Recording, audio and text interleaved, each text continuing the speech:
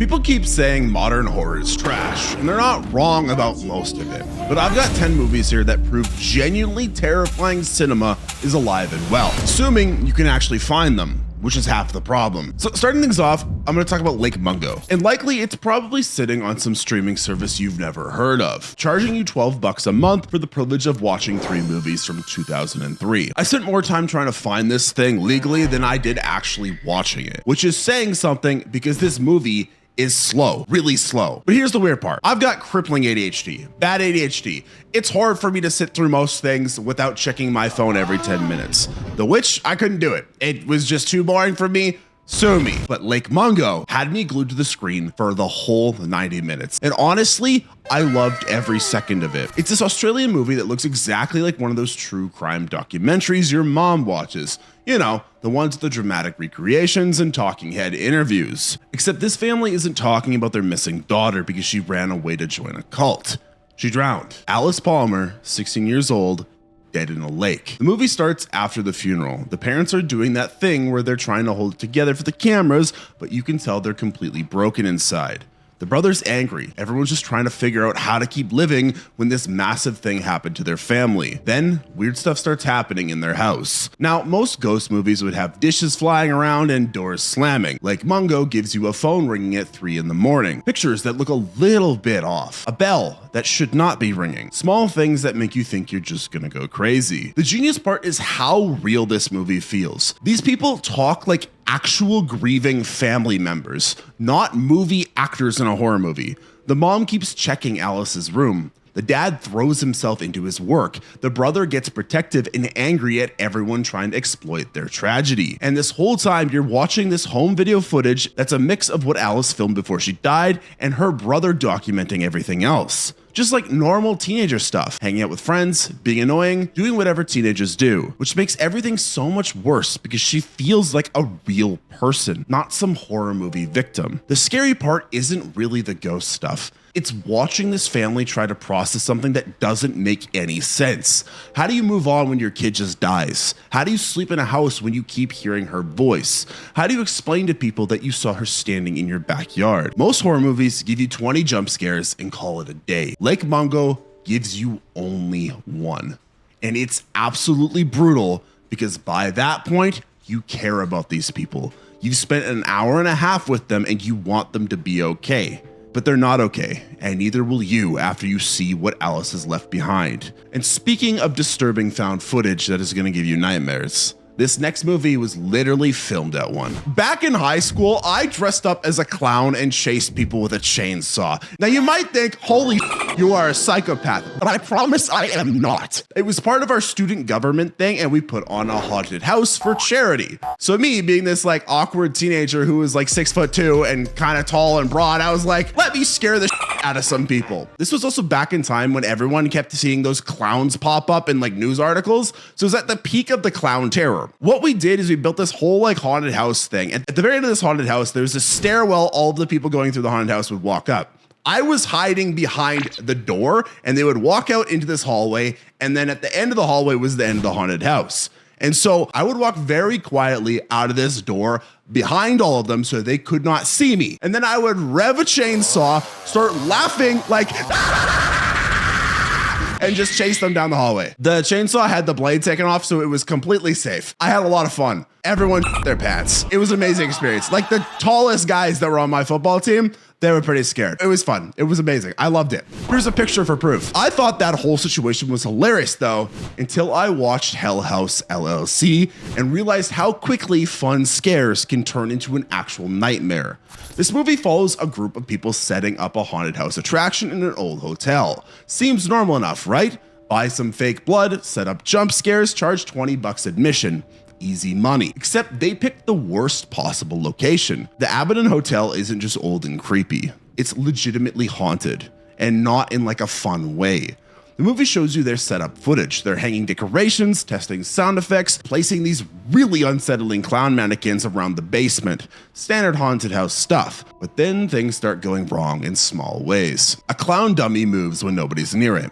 Doors open by themselves. One crew member quits after seeing something that made him go completely pale. The smart move would be pack up and find a different building, but these people have already spent their money and opening night is coming up. 15 people died that night.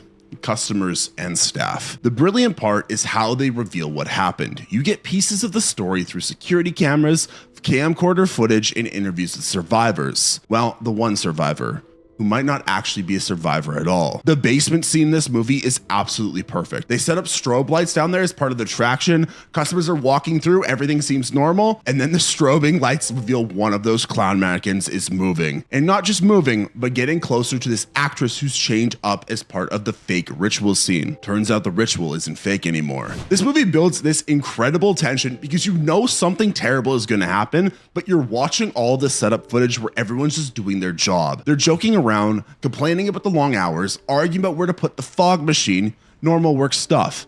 Then opening night arrives and all hell breaks loose. Literally. This movie feels so realistic. It's another amazing found footage gem. This is the #1 movie I recommend to any like normie person that's trying to get into horror movies, because most of them have not seen this movie and it will genuinely make you shit your pants. Such a good movie. By the end, you literally will never want to go in a haunted house again. But if moving clowns are gonna freak you out, wait until you meet something that kills you when you blink. So right now you're probably thinking about blinking because I just said that. Well, sorry about that. Try not to think about it for the next few minutes. Why? Let's find out. Butterfly kisses takes this automatic thing your eyes do and turns it into a death sentence. Some film students in Maryland heard this local urban legend about a tunnel where you can summon something called Peeping Tom. This is what Peeping Tom looks like, and he tells you need to like and subscribe to the channel, right? Anyways, Peeping Tom. The rules are simple. Stand at the entrance of a tunnel at midnight. Stare down the dark tunnel for exactly 1 hour without blinking, and this thing will appear at the far end. But every time you blink afterwards, it gets closer. The students figured they found a loophole though. Cameras don't blink, right? So they set up equipment and started filming. Terrible idea, but great for us because we get to watch the footage they left behind. And there's a lot of footage. This whole movie is structured as a documentary about the documentary. Some guy named Gavin finds these tapes years later and becomes obsessed with proving they're real. Nobody believes him though. His wife thinks he's losing it. Film experts call it fake. Even the Blair Witch Project director shows up to basically say it's obviously staged, which makes everything way more convincing. The original footage shows these two students getting way too deep into something they should have left alone. They actually managed to summon this Peeping Tom thing. You can see it in their video. This tall figure standing at the end of the tunnel, perfectly still. Then the camera cuts away for a second, and when it comes back, the thing has moved closer. The whole movie becomes this slow countdown. Every blink brings death closer, and you literally cannot stop yourself from blinking because your body won't let you. One of the students completely loses it and starts seeing Peeping Tom everywhere, in windows, behind trees, standing in his bedroom. The other one gets so desperate that she does something that is so unbelievably disturbing. I'm not gonna spoil it for you, but you just gotta watch the movie. The movie shows you the aftermath of that decision. The girl who did the crazy thing is in a mental hospital, still insisting that she can see Peeping Tom coming for her. She can't escape, and she can't unsee what's haunting her. Meanwhile, Gavin in the present day is going through the exact same spiral. He's so determined to prove the footage is real that he starts experiencing the same things, seeing figures in dark places, feeling watched, getting more and more paranoid. Then, Gavin disappears too. They find his body later, and suddenly the documentary team realizes that they might be dealing with something actually dangerous. Not just old footage, but an active thread that spreads through the tapes themselves. Again, this is another found footage movie. Call me a for found footage, but I think it's one of the best formats of horror movies. I also think it can be one of the worst because there's a lot of found footage movies out there because of how easy it is to make. But I think when it's done well, best type of horror movie. Unfortunately, there's a lot of in that pile. You know what? People gotta try though. You gotta make movies in order to make good movies. Have you seen some of the first YouTube videos I've made? They are horrible. The only way I got to this place is by being so that I got good.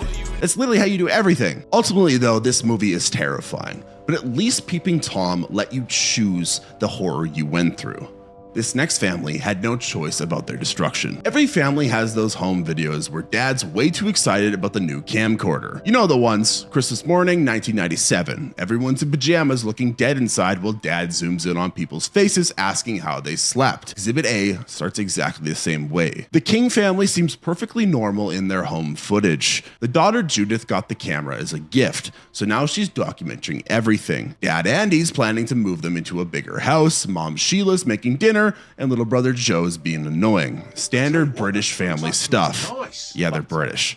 Andy's the star of these early videos. He's one of those dads who thinks they're funnier than they are, making jokes behind the camera, talking about his big promotion at work. Classic dad behavior. You have seen this dad before. He's the guy at barbecues. I don't have to point out which guy he is. He's just the guy at barbecues. You will understand exactly what I mean. But then things start getting weird in small ways. Andy starts getting a little too interested in everyone's business, asking too many questions, getting upset about stuff that shouldn't matter. The camera catches these moments where his smile drops for just a second before snapping back into place. Turns out Andy hasn't been very truthful about a lot of things. I'm not going to spoil exactly what those things are, but let's just say Andy is not a very good person. And the family doesn't know any of this yet, but they're still making their normal home videos while Andy is slowly spiraling.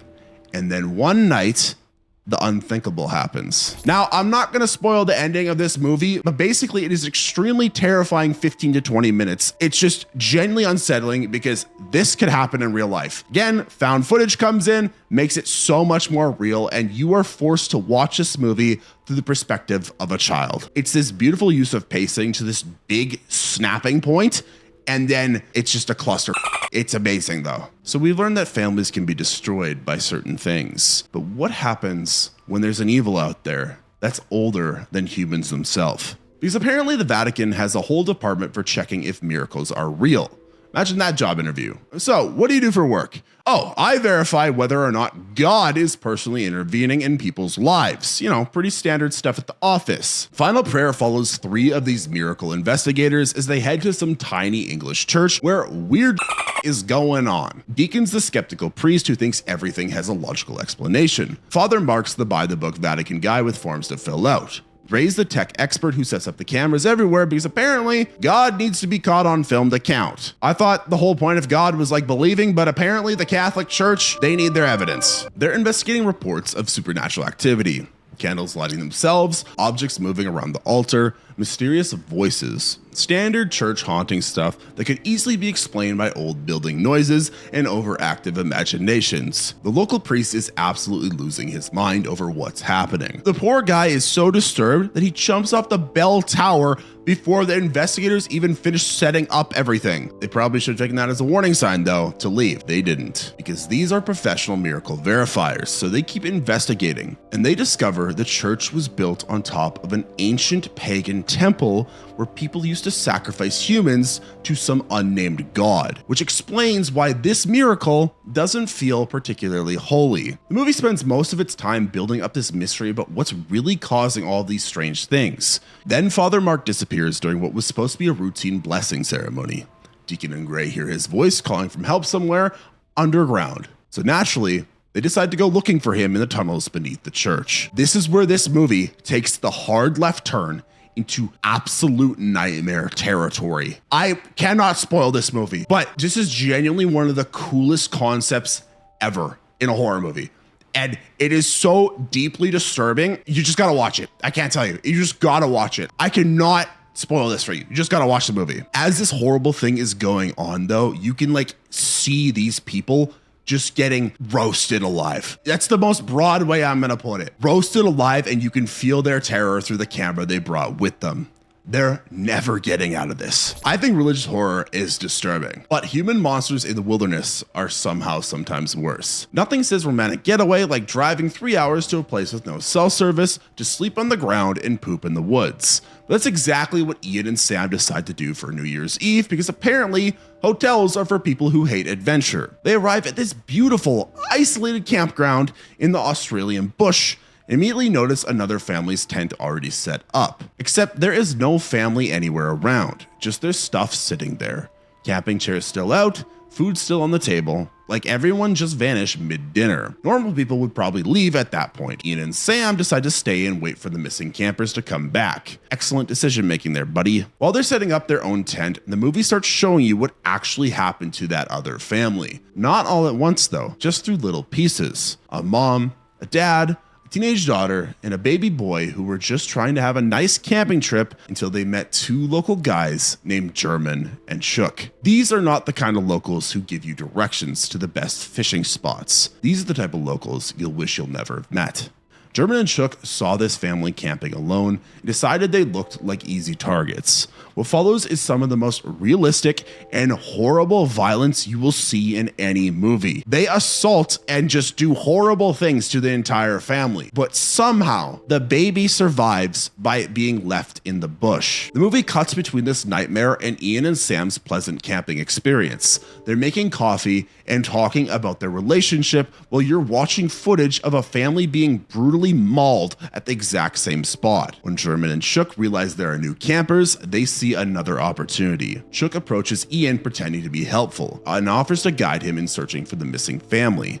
Meanwhile, German goes after Sam. Ian gets led straight to where the bodies are hidden. Shook reveals everything, basically taunting him with what he's about to do to Sam. Ian manages to escape into the bush and gets hurt in the process. Sam fights back against German and actually does some damage before running to the woods and finding the surviving baby. Now everyone is scattered through the wilderness with two psychopaths hunting them down. The final confrontation is absolutely brutal, and again, I am not gonna spoil it. Everything I mentioned so far right now is just little baby teacups. The end is just insane. Watch the damn movie. It is genuinely terrifying, and it shows you how horrible human beings can actually be. But it does it in such a clever way, and the tension just makes this such a good horror movie. It is a completely realistic movie that could happen to anybody that goes camping. So make sure you lock your tent if you go camping. The next movie we're going to talk about is incredibly disturbing for other reasons though, because it is a romance movie. Dating apps have trained us to expect the worst from every human interaction. So when a girl meets a guy organically at the grocery store,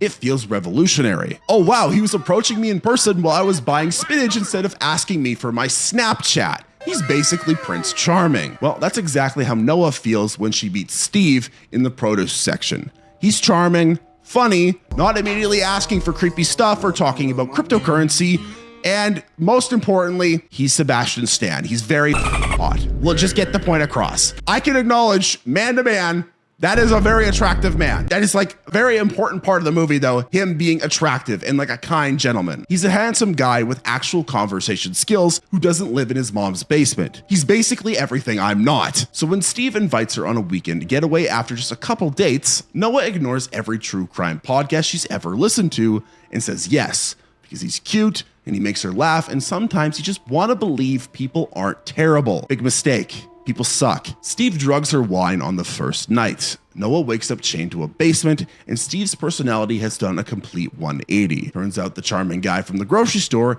is actually Brendan, a cannibal who runs a very specialized business selling human meat to wealthy clients. And by human meat, I mean the women he dates. Noah isn't just kidnapped, she's literally turned into livestock. Steve keeps multiple women locked up in his basement, surgically removing pieces of them while keeping them alive. Fresh meat, as he cheerfully explains while dancing around his kitchen like he's hosting a cooking show. The movie shows you exactly how this whole operation works. Steve packages human flesh in vacuum-sealed bags labeled with cuts like you'd see at a butcher shop. Takes orders from rich clients who want to try the most exotic meat available. He's got like a whole damn business model out of this damn hobby. The worst part is how casual Steve is about everything. He's still the same charming guy, just explaining how he's going to harvest parts of her body for dinner parties. He even takes a chunk of her butt as a sample for potential customers, which is exactly as horrible as it sounds. That is the most I can say about this movie without spoiling the crazy ending, but it is so genuinely disturbing and also wholesome.